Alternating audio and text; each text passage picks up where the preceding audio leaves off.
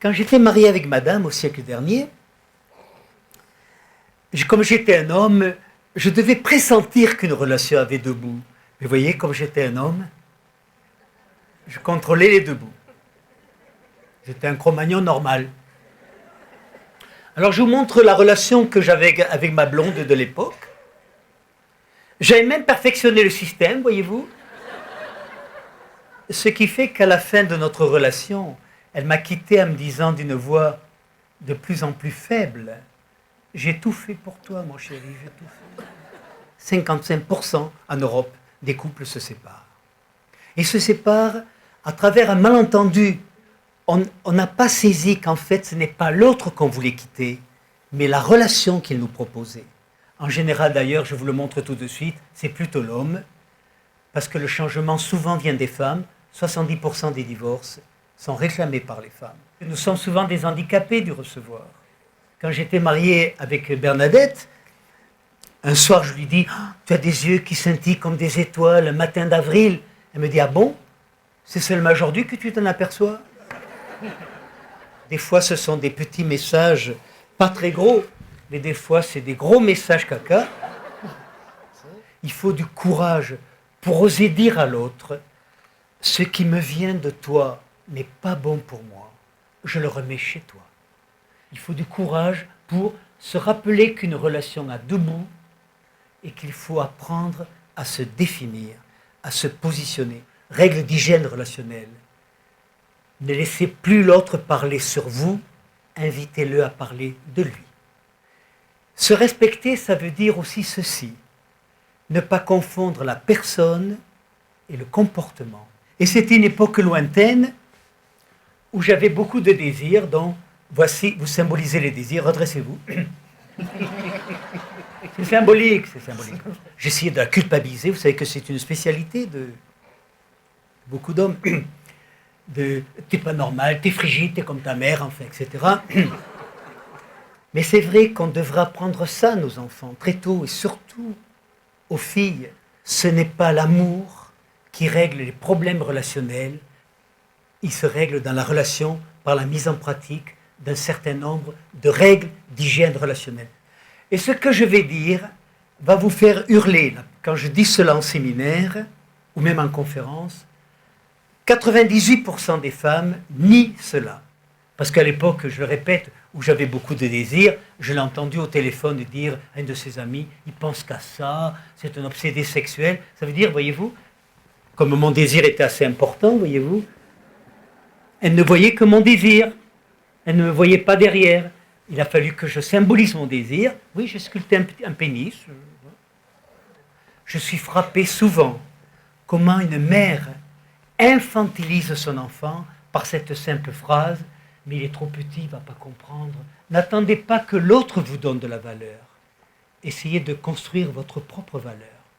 Et il y a un moyen, c'est d'apprendre à s'aimer. Vous avez vu dans la cour de récréation la somme de messages toxiques qui circulent des enfants entre eux. Nique ta mère n'est qu'un minimum aujourd'hui. Et ils rentrent en classe une demi-heure après, mais dans quel état ils ont eu la vivance blessée, l'énergie basse, l'estime, la confiance en soi, etc. Et c'est à ce moment-là qu'on leur demande des efforts scolaires, alors que l'essentiel de leur enracinement personnel va être blessé. On a transformé nos enfants en consommateurs. Aujourd'hui, les adolescents ne rêvent plus. C'est pour ça aujourd'hui qu'ils assassinent le présent. Ils ne croient plus à l'avenir. Alors être femme, c'est, je crois, prendre sa position de femme, c'est apprendre à respecter ses besoins. Besoin de se dire, d'être entendu, d'être reconnu tel que je suis et non pas tel que l'autre me voudrait. Besoin d'être valorisé, d'intimité, besoin d'influencer mon environnement. Est-ce que vous savez que le salaire de l'homme est utilisé 64% des cas à acheter des choses qui laissent des traces? Est-ce que vous savez que le salaire des femmes est utilisé pour acheter des choses qui ne laissent pas de traces? Elle va montrer les tonnes de patates et de nouilles qu'elle a achetées. Et ça laisse des frustrations très profondes qui sont rarement dites. Et d'ailleurs, au moment de divorcer, il y a une sorte c'est sordide parfois. Ça, c'est pas vous, hein, c'est les autres. Donc. Parce que si je ne me définis pas comme femme, c'est l'autre qui va me définir. Et vous savez comment il me définit, l'autre? À travers ses peurs et ses désirs. Et si vous laissez définir par les peurs et les désirs de l'autre, vous avez du mal à exister comme être humain simplement, pas simplement comme femme. Il y a une économie parallèle dans les collèges. Vous avez vu les adolescents aujourd'hui? Vous avez vu la fortune qu'ils portent sur le dos? La casquette, là, 80 €. Le pantalon, on croit qu'ils ont fait dedans, vous savez, là. Ça coûte une fortune. Ça coûte les Nike, etc. Parce que je vais vous le dire, moi, l'origine de la violence. L'origine de la violence, elle est qu'on a élevé les enfants, aujourd'hui, dans l'ordre du désir, au lieu de les élever dans l'ordre du besoin. Voilà. Tant qu'on n'a pas compris cela. Et le paradoxe, c'est qu'ils sont hyper comblés sur le plan des désirs et incroyablement frustrés sur le plan des besoins. Et donc, leur seuil de frustration est incroyablement bas. Toute rencontre avec la réalité est vécue par eux comme une agression auquel ils répondent par de la violence. Alors, l'habileté des enfants, c'est de présenter le désir sous forme de besoin. Hein? Parce que vous avez remarqué peut-être que le désir, c'est toujours plus cher que le besoin. Ces enfants du désir, c'est les parents de demain. Comment vont-ils apprendre à leurs propres enfants? Comment vont-ils apprendre à répondre à leurs besoins? C'est un cycle sans fin. Il va y avoir beaucoup de violence. Le drame de certains enfants, comme ça a été mon cas, c'est que ça a été brutal, le sevrage relationnel. D'un seul coup, j'ai vu disparaître ma maman au profit de mon frère, et j'ai vu apparaître l'horreur, ma mère. Est-ce que c'est clair? Et des fois, c'est des mères exigeantes. Bon, alors, t'as fini? Oui, moi, j'ai pas que ça à faire. Hein. Bon, t'as fini, crac, on tire la chasse d'eau. Donc, ce qui sort de moi, c'est de la merde. Voilà. Tandis que la maman dit, oh, qu'il est beau, ce caca. On va le garder, on va montrer à papa quand il rentrera, regarde. Et là, vous voyez que je rappelle des choses. Est-ce que ce qui sort de moi a de la valeur, dans tous les sens du terme, ou est-ce que ce n'est que de la merde, ça vaut rien, parce qu'on s'en débarrasse aussitôt?